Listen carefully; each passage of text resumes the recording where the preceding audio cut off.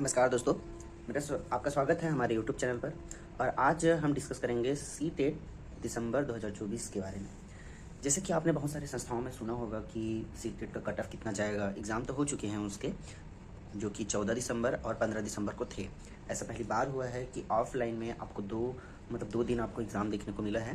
तो नॉर्मलाइजेशन की तो बात है नहीं, और दोनों ही पेपर जो है अपने जगह पे एवरेज थे। मतलब ऐसा नहीं कि कोई पेपर कठिन था और कोई पेपर सरल था। तो ऐसा है कि किसी पोर्शन में पहले पेपर के दिन मतलब सरल थी और कुछ कठिनाइयाँ थी किसी और पोर्शन में, तो वैसे ही दूसरे दिन पहले दिन जिसमें कठिन था वो सरल था और बाकी दूसरा पोर्शन सरल था। इस टाइप का मतलब एग्ज़ाम आया था।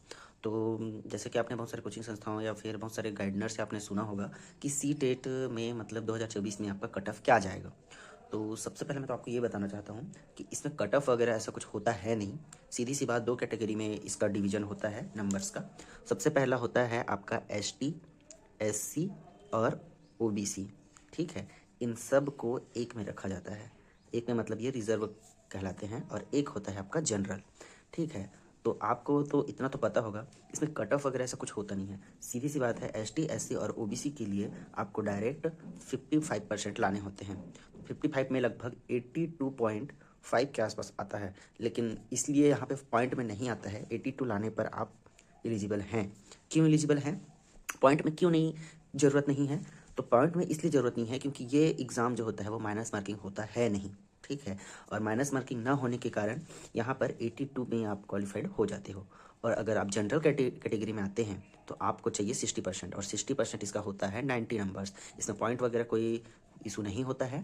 प्लस आपको डायरेक्ट ये 90 नंबर आपको लाना होता है। इससे एक नंबर भी अगर आप कम लाते हैं तो आप क्वालिफाइड नहीं होंगे। तो 90 नंबर में आप क्वालिफाइड हैं, है ना। और इसमें 82 में, अगर 82 में आप अगर 81 भी ला रहे हैं तो आप एलिजिबल नहीं होते हैं। और आपको डायरेक्ट एलिजिबल होना है इस एग्ज़ाम में, तो आपको सीधी सी बात है कि आपको 82 नंबर्स लाने हैं और जनरल वालों को 90 नंबर्स लाने हैं। इसमें और कोई इशू नहीं होता है। और अगर आपको सब्जेक्ट चॉइस करने में दिक्कत होती है या जो भी कुछ होता है, तो आप हमारे यूट्यूब चैनल में कमेंट कीजिए। आप हमारे मतलब कमेंट करिए और मुझे अपनी समस्याओं को बताइए, और मैं फिर आपको उसके लिए सॉल्यूशन बताऊंगा कि कैसे सब्जेक्ट लेना है, कौन सा सब्जेक्ट लेना है, और कैसे मतलब आपको टाइम मैनेजमेंट करना है। क्योंकि टाइम मैनेजमेंट जो होता है वो सी टेट के लिए, मैं दूसरे एग्जाम के तो नहीं बोल सकता, लेकिन सी टेट में इतना ज़रूरी है कि मतलब बहुत ज़्यादा ही ज़रूरी है। और टाइम ही आपको सभी लगभग क्वेश्चनों के आंसर लगभग समझ में आ जाएंगे, पता भी रहेंगे आपको। लेकिन टाइम इतना कम हो जाता है कि आप उस समय में नहीं बना सकते हैं। स्पेशली साइंस वाले लोग, जो कि मैथ्स बैकग्राउंड उनमें एक सब्जेक्ट रहता है जो कि 30 नंबर के मैथ्स रहते हैं, वो मैथ्स सॉल्व करने के लिए आपको मैक्सिमम 1 मिनट ही दिया जाता है। और अधिकतर स्टूडेंट लोगों से 1 मिनट में मैथ्स नहीं बनता है। तो ये सब चीज़ जो है वो मैं आपको बताऊंगा, कैसे आपको लैंग्वेज सॉल्व करना है, कैसे आपको CDP को अप्रोच करना है, कैसे आपको साइंस और मैथ्स और सोशल वालों के लिए सोशल कैसे मैनेजमेंट करना है, ये सब चीज़ मैं आपको बताऊंगा। आप मुझे कमेंट करिए और लाइक, सब्सक्राइब, शेयर जरूर करिए। धन्यवाद। वीडियो अच्छा लगा होगा तो लाइक ज़रूर करिएगा। धन्यवाद।